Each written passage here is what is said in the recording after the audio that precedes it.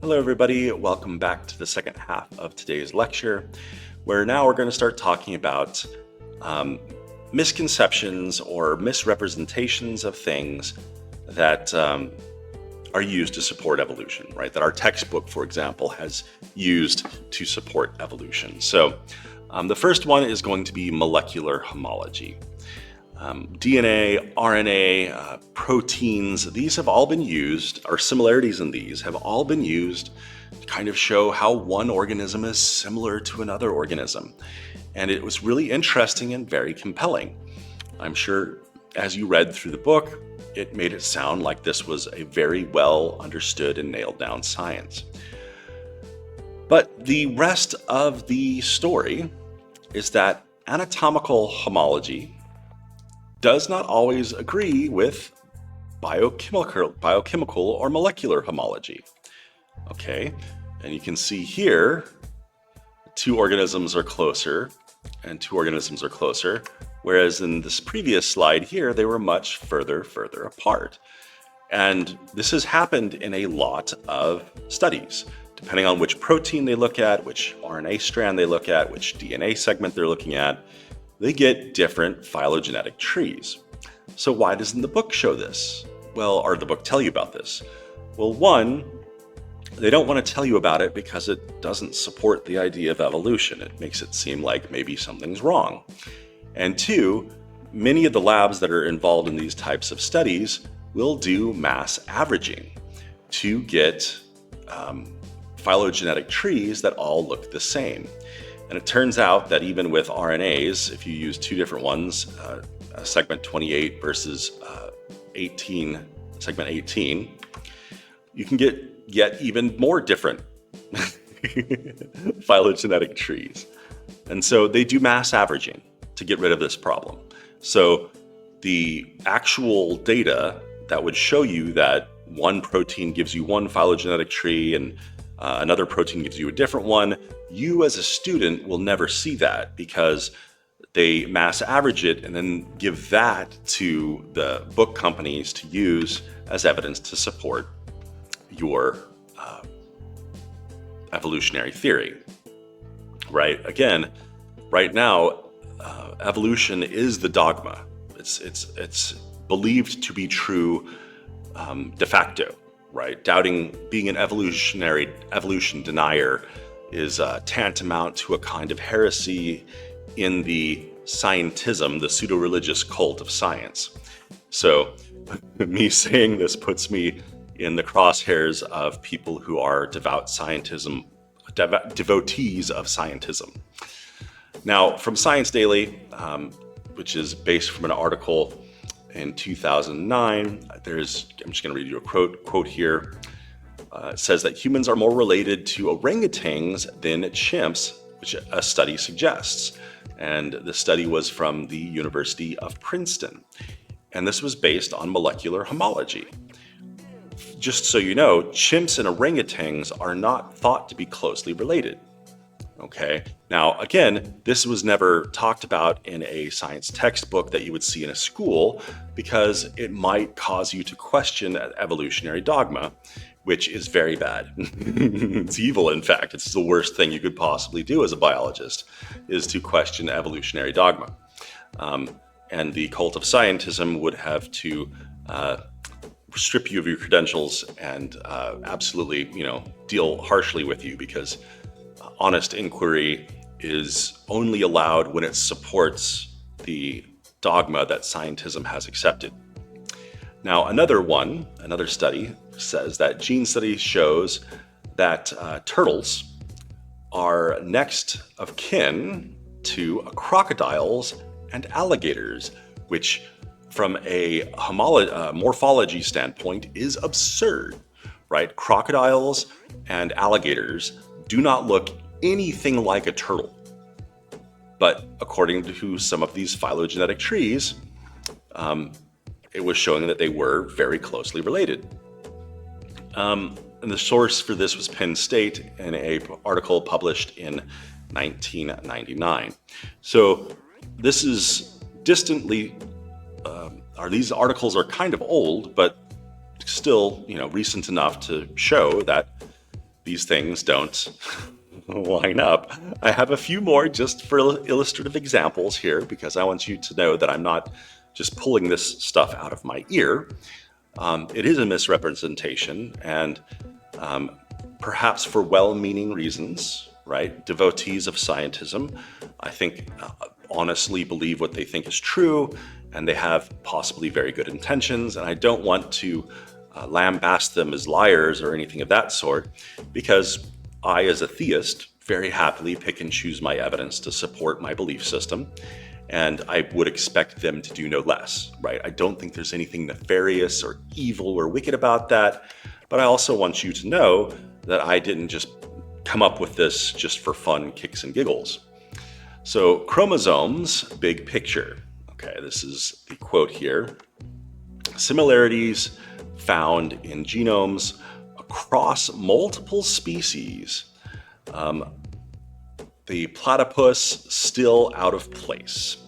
So this is just a headline from another article where they're finding similarities across species, multiple species, but organisms like the duckbill platypus that look kind of like a garbage dump of different organisms, they're still out of place due to these chromosomal or molecular phylogenetic trees. They just don't fit very well. And the source for this was Kansas State University in the United States in 2011, so just a decade or so ago.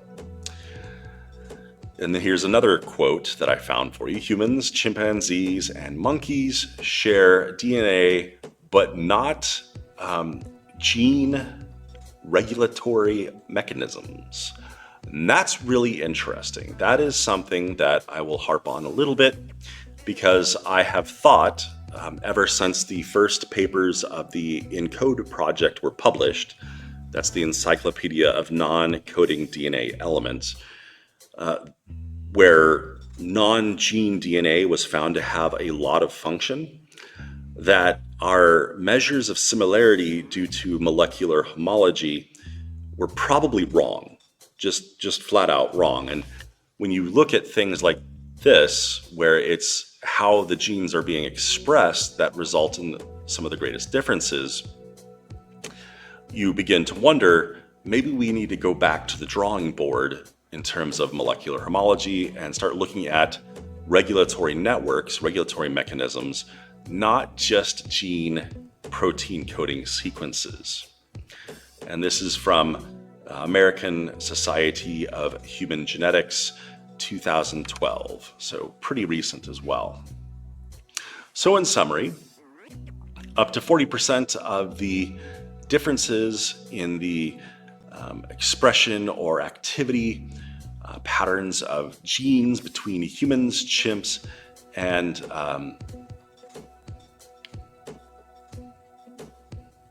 rhesus monkeys, can be explained by regulatory mechanisms. 40% of the differences from regulatory mechanisms that have nothing to do with the actual protein coding sequences of DNA, the genes that are oftentimes used. So that's a really huge percentage of difference coming from something that is not usually included in molecular homology. So again, places to get PhDs, they abound, right? You could win a Nobel Prize in molecular biology by exploring total genomic differences, as opposed to single gene, single protein, or single RNA differences. All right, representation, my goodness. Number 2, embryological development. So in our textbook, they still actually use this, well, somewhat fallacious idea. And they show you similarities that lead to greater differences at the end. Okay, I'm a little aghast that this hasn't been removed from every general biology textbook, because it's so well known to be, well, fallacious.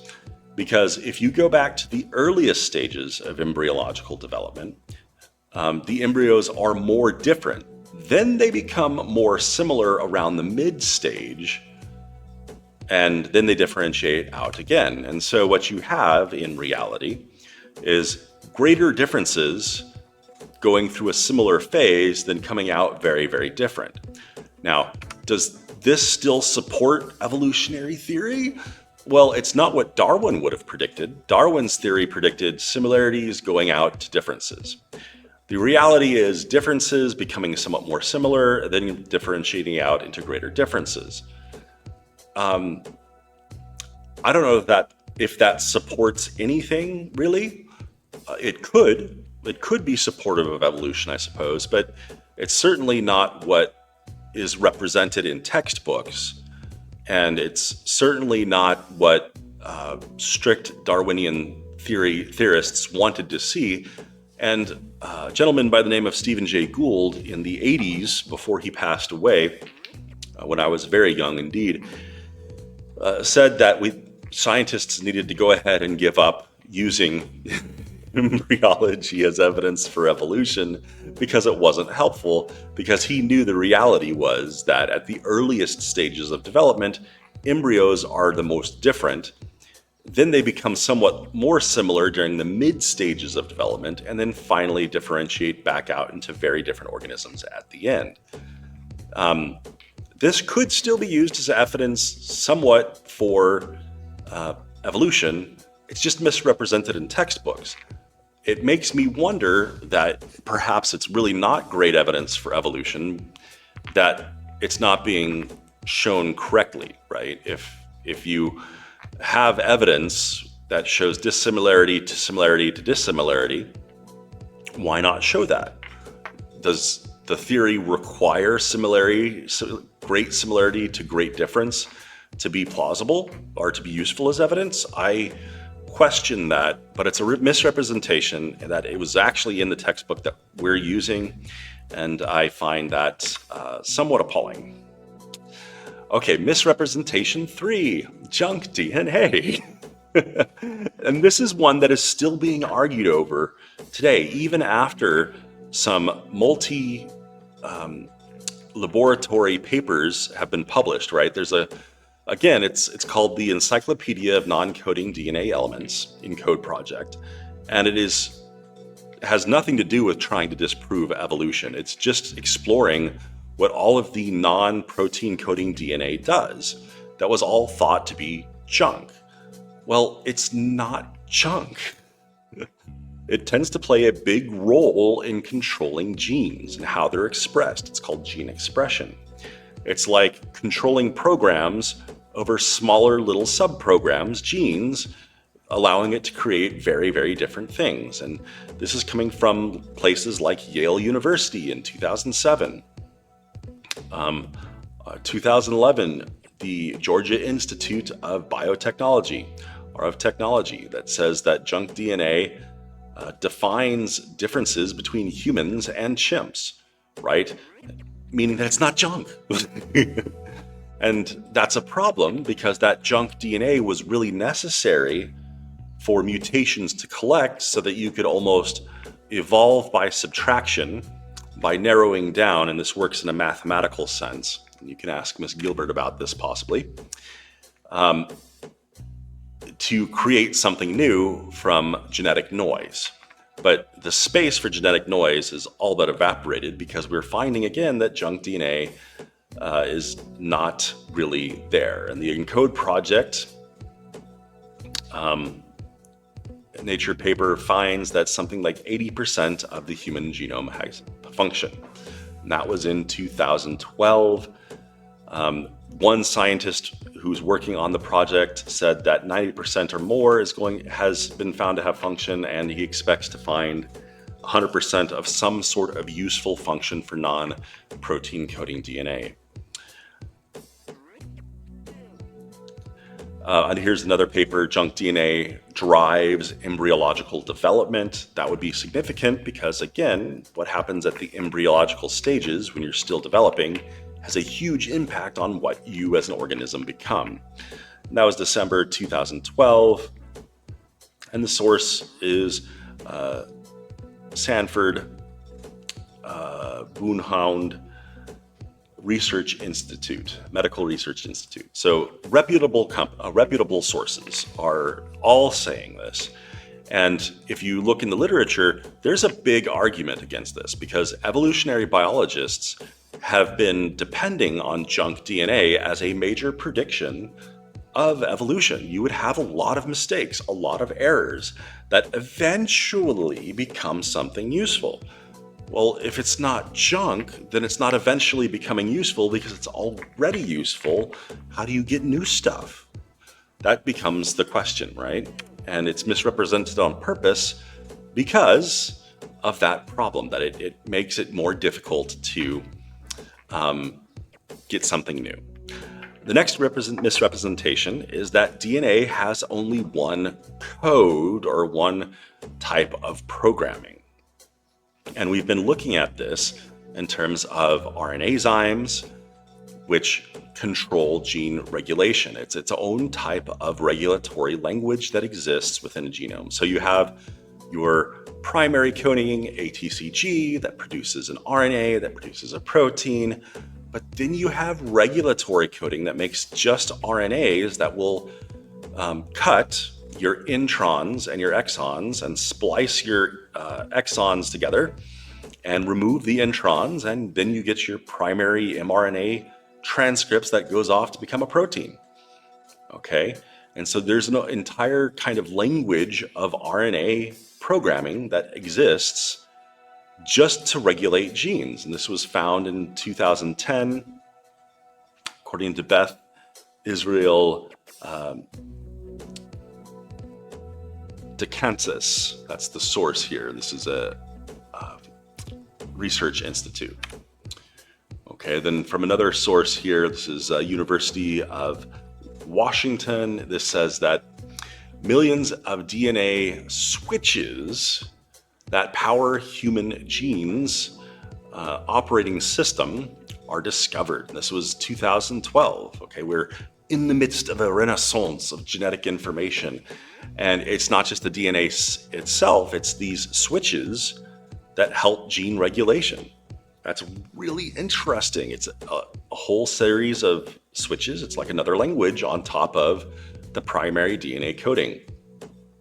And the next one, scientists discover double meaning in genetic code. And this was from the University of Washington in 2013, that there was more than one meaning or way that the code could be used when being expressed. So in summary, and that was just a survey to give you an example of what I'm talking about, the information stored in DNA is not simply written in a straight string or line of molecules. It is integrated. It works together with information from one place, affecting the expression of information in a different place. And in some cases, it actually has its own special language to produce its own special things that interact to produce other functional parts. This is the only analogy that I can come up with is a computer program. This is very similar to what a computer program does. All right, misconception or misrepresentation number 5. Mutations are beneficial. Reading our textbook, you could very much get the sensation or the feeling that random mutation and natural selection are creative, right? They've almost have an anthropomorphic, a human-like creative ability. That's not true. Mutations are almost always bad. This is just the way it is. And when I was a kid, a mutation that was used to, somewhat lie to students was the four-winged fruit fly, right? This was used as an example of, wow, look what mutations can do. They're so creative. And clearly what happened is you had a gene duplication of the regulatory network that produced an entire wing to grow. And you had a second set of wings grow on a fruit fly. And that seemed amazing. Like, wow, yeah, evolution is creating something new because of this random mutation. Well, the rest of the story, what they didn't tell me as a kid in school, and what we now know relatively certainly, is that these extra set of wings are not functional. They're fully developed. They're there, but they have no internal musculature, They have no nerve innervations from the brainstem.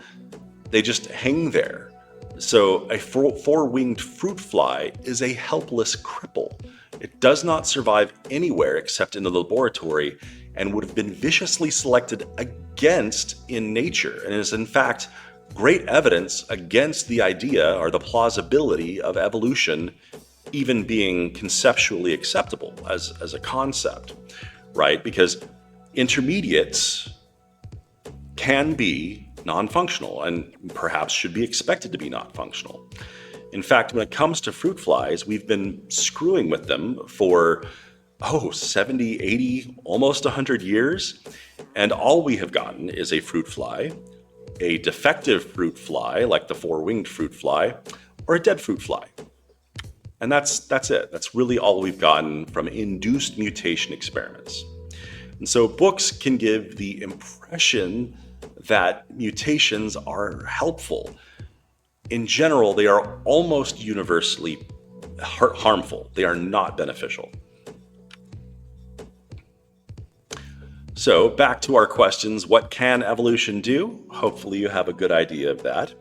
And then what are some misrepresentations of the evolutionary process or of evidence for evolution? Well, hopefully I've given you a few to consider.